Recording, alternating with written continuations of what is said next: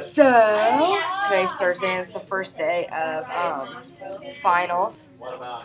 And I wore my hair up, switching it up a little bit. And I just took my Spanish final, and I have my chemistry next period. And I studied for Spanish, so I did really good on that. I know I did. And then chemistry, let's talk about chemistry. So I'm kind of not doing good in that class, we'll just put it that way. And I kind of don't really have any hope. I wish I didn't have to say that, but I kind of do. And so even if I get 100 on the final, I mean, I won't pass. So I'm taking it next trimester, and I'll do really good. And I am really positive for next trimester, and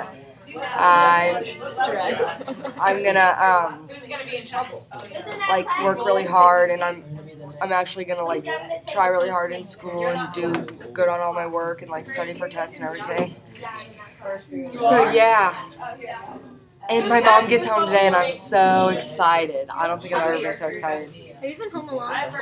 No, I've been staying at my friend Aaliyah's house. It's been a fun week, but I'm so excited to sleep in my own bed and have my mom home. So miss her. So yeah, tomorrow's Friday, and I hope everybody does good on finals.